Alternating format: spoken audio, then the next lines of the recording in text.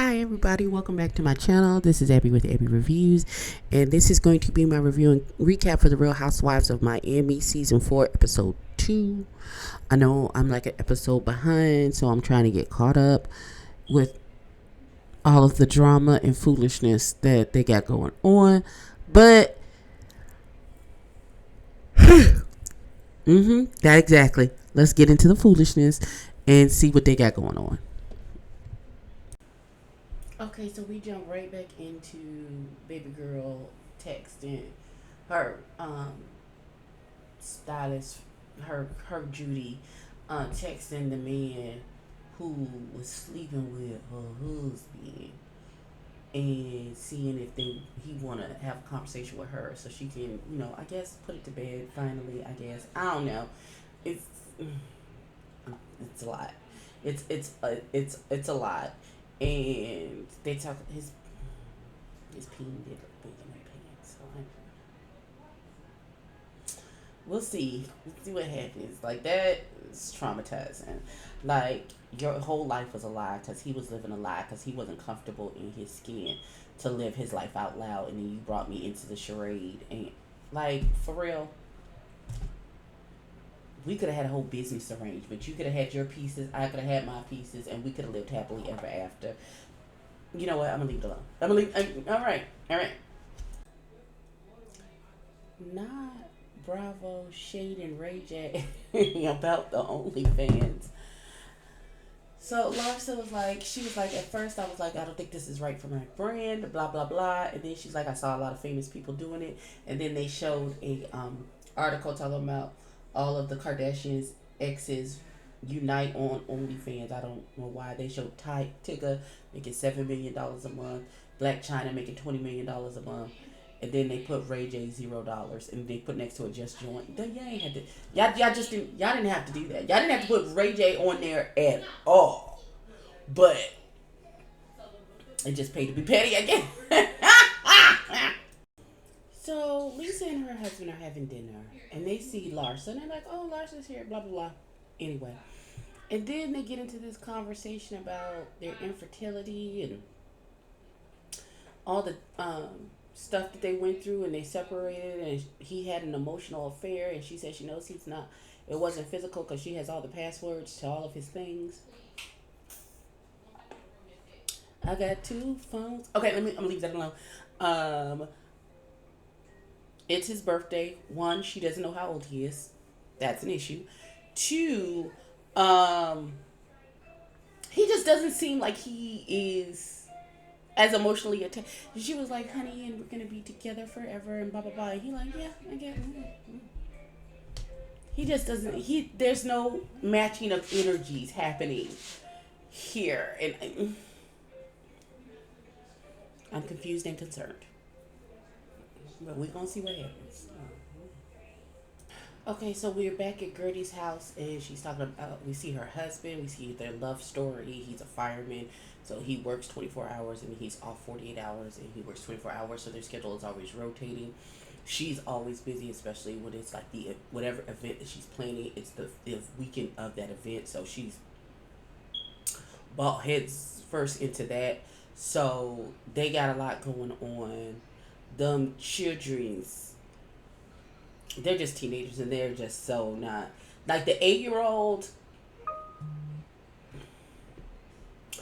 Um, the 8-year-old is really, he's on the fence. He hasn't jumped head first into puberty. Teenager, I don't want to be bothered isms. But that 13-year-old, I remember that. Just make sure that he takes baths, and the rest will handle itself. Okay, so is it me or am I the only person that doesn't? I don't think I like this Todd person that this lady is finna marry. Um, Now he want papers for ownership.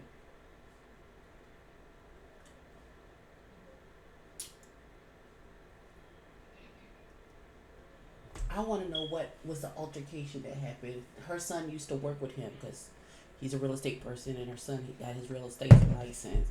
I want to know what happened for that relationship to break down. And she said it was a moment of hysteria, and now everything is falling apart. What happened? Did Todd try your son? Hmm. Um, Something about this don't settle right in my spirit. I don't like this at all. Not at all. Did I mention that one of the lady, this I can't think of her name. She's Juliana's friend. She's doing an art exhibit for Juliana's wife Martina Navratilova, who apparently is this great old artist. In addition to being a world class tennis player, who even knew that was a thing. So they are, and there's something going on between Juliana and that woman. They talk about platonic love, friendships, all of that. Something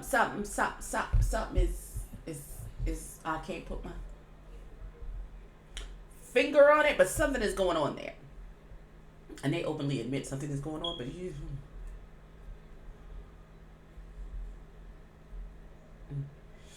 um, and so Nicole and her husband, not husband, are having a sake night where they come over and have sushi and sake and stuff.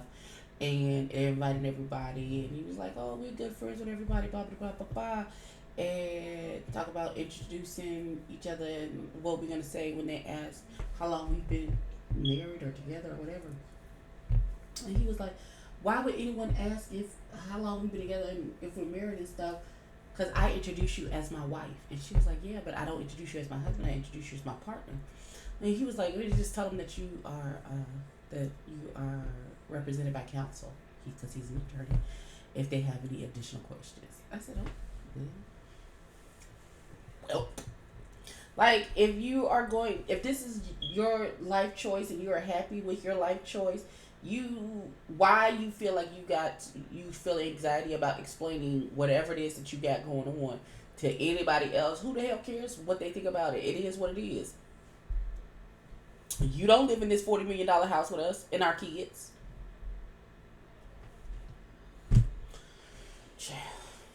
The foolishness. Not they at the Spanish mortuary, and that is actually where Gertie and her husband got married 20 some odd years ago, or however long it's been since they got married. And then Marisol, goofy ass, talking about, "I'm surprised we here," because I have a lot of gay friends who tell me that the forest outside of the monastery is a cruising spot, and they just be wandering in the forest hooking up.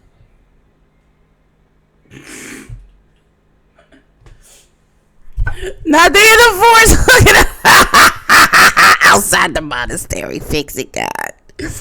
Oh, the disrespect. I cannot. I just can't. I just can't.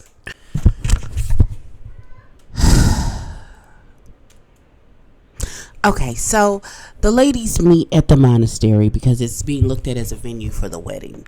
And so Gertie says to the bride, "Did you fill out the paperwork that I sent to you?" And she was like, "I did some of it, but some of it I ignored because it's not applicable to me. I'm not a first time bride. This is not my first time at the rodeo. So I just feel like it didn't apply to me, so I didn't answer a bunch of questions." Everything on that piece of paper means something to Gertie. She is trying to get a direct vision with clear, concise communication on to be able to fulfill what it is that you want your bridal vision to look like. And for you to just be dismissive and be like, well, is kind of disrespectful. I don't like it. I don't like it at all. And then they were in the monastery, and of course there's statues of Christ all over the place, or saints or whatever. And there was one saint in like a little alcove, and there was this open floor plan, and they was like, we would use this place for the dancing, for the dance floor. And both her and the Wyatt and Marisol was like, "Oh my God, no, get us out of here. Oh no, oh no." But you know what would have prevented that? You filling out the form, so she would have a better idea of what you would like for your video. I'm just gonna okay. And then she asked about her two sons and are they gonna walk you down the aisle? And she said she hasn't talked about Peter about it yet because she's scared he's gonna say no because he and the man don't get along, but she wants him to walk her. I don't know how this child, baby. baby shark, do listen. We gonna see how it works. I really want to know what happened between Todd and Peter, and is she under the mistaken impression that she has a good relationship with her son? Because the way he's acting and the way they're communicating with each other, it's like they're strangers. Like, what is happening? Like, what's going on? Is he like just completely pissed at you because you chose Peter over him and whatever the argument was, and now he's being a dick to you? Has he always been like I don't? He's going through his own shit. You said he's getting a divorce from his wife when he lived in Paris, and now he's here. And I even think he was okay with, walking you down the aisle, because at one point it felt like he was like, okay, if both me and Frank, Peter, and me and the little brother are doing it, then we, he could do that. It's not like he hate his mama. But when he was like, okay, so what are the dates? And she was like, well, we got a bunch of different dates, but we're thinking about August the 8th, right before your birthday. And he was like, well, I might not be here because I'm planning on going to Tokyo for my birthday. And even with that settling the dust, and then she said, well, I just need to know that I have your blessing. I guess that's the whole, he's willing to do a little bit, but y'all to accept whatever you got going on with this man who you chose over your son. But the son is just, he like, okay, this is the straw that he's like, I can't do this anymore with you. Like, I don't want to do this anymore with you. This is what you chose. This is what you want to do. What I got to say clearly don't mean nothing to you. Otherwise, we wouldn't be in this position today after whatever altercation happened between me and this man. So therefore, go live your life. Please don't involve me in your bullshit. That's what I'm getting from this young man. But who is me? What do I know? This show makes me sigh every time I come back here. But we're at Nicole and the man's house. And, they're getting all their preparations for the Japanese sake and sushi night. They have this elaborate thing where this lady is dressed in traditional quiche, and her skirt is a literal table around her waist, and it's decorated with the drinks and some of the sushi, so you could come up to her and get your drinks and get your sake and get some sushi and stuff. And she has a little fan that she's twirling, and she's twirling in circles, and everything is standing. It's absolutely beautiful. Some of the guests do not appreciate all that went into that, and they was like, it's weird. She's looking at me. Go to hell. You ungrateful bastard. Just go straight to hell. And then I'm sad for the husband because none of the other husbands came. None of the other husbands showed up to the party. And so he was looking forward because he likes the other guys. He gets along with the other husbands. He is the only man there. Only the lady showed up. So I feel bad for that. But all in all, that it looked like a good time. It was beautifully decorated. It was a beautifully appointed. I would have loved some sushi and some sake. I feel like I need some highbrow friends to do this with. We'll see. How did Miss Mamas get locked in the bathroom and couldn't get out from the inside? How did you not know how to work the doorknob? It's a door. Okay, whatever. Somebody else's house. Anything can happen. It could. You just could not be used to how that doorknob is. It's fine. It is fine. Ooh, AliExpress was aggressive with that text message. Jesus Christ. So we then, Larsa and Marisol have a conversation. They were talking about the bartenders at her party, and she was like, you have a panache. Larsa tells Marisol, you have a panache for throwing out one-liners and bombing people's parties. And they asked her, somebody, if they had talked to Kiki about what had happened, and it was like, no. That Alexa TV is pretty. Nice to see you. You're gorgeous. So we're actually talking about the other day, and I don't want to talk behind your back, so I'd like to talk with you. Why not? Please, good. Please. Perfect. So let's go chat along with our audience.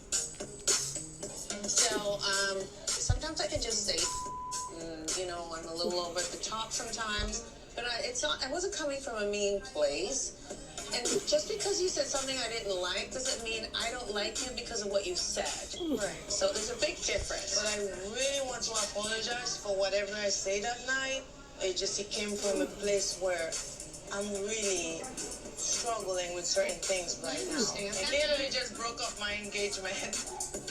If you're going through hard stuff, if I can be of any help to you, I would love to. And just to hear that coming from you, it means the world to me. We starting fresh? Yeah, we're starting fresh. Good energy. Oh, I'm all about good energy. Thank you.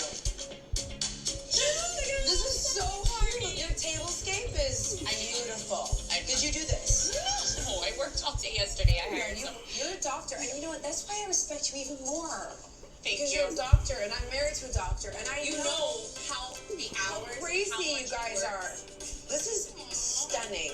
You would never know the depth that lies to Lisa by just like perusing her social media. She's super sweet. She's an awesome mom. We've had some play dates, and I really enjoy her company. Question for you. Yes. Two questions. No, 2 kids. Okay. Is it like exponentially harder? Way harder. Right? Okay. Because everyone's like, oh, you have one, you should just have another one. No, and I'm like, no, I think you're lying to me. I'm excited for your wedding. That sounds like it's going to be a lot of fun. Let me know if you need help planning. I'm good. Well, what about planning your wedding? Definitely on my list of things to do. I mean, Nicole, for all intents and purposes, my wife. As soon as we formalize it in the eyes of God and our friends, I guess it'll be different. That's what makes it kind of like official. Honestly, it's already official. Nicole and I are 5 years together. I have a son. 5 years. Like, it's official. I feel like deep inside that all women do want to get married. So I'm just not buying it like, oh, it's great. Like, why get married? Like, this is so great. It's kind of like the opposite. Oh my God, this is so great. Let's go get married, right? Oh, wow. I need more drinks. Yeah, it's a lot, right? And then roll it over. Whoops. Don't spill that drink on your beautiful floor. I'm so excited to go wedding dress shopping. Oh my God. But I know how stressed you are. Yeah, I mean, because I have everything else going on also. Yeah. You know, I have my business, and I have Frankie that, you know, takes a lot of my time. I have my son Peter, I have Todd. Like, it's a lot. Right? So, come on. Like, when I think everything is perfect and I'm the happiest in my life, Adriana, something happens and it's like, what the hell? What happened? Unfortunately, a couple of months ago, Peter comes over. Peter likes to smoke. Frankie smoked. It's legal. You have a medical license. They actually say it's very good for some brain injuries. You know, obviously, For anxiety too. for anxiety, for many things. But we see them downstairs. We're like, okay, it's cool. They smoke, blah, blah, blah. They come upstairs, and we're sitting in the dining room table, and all of a sudden, Frankie goes, boom. And we're like, His head. oh my God. Best time. Yeah, you don't understand. Peter literally had to like bring him back to life, call 911. Peter was on his phone and he overlooked the whole situation. Frankie smoked a little bit too much. His blood pressure dropped, and like I almost died. Like, you have no idea. Are you kidding me? Now, I can't believe I didn't even know this. And I thought to myself, Marisol, anything that you could see in a movie to Lexi's life, why would you be shocked? Todd comes out and he said a lot of things. To who? To Peter.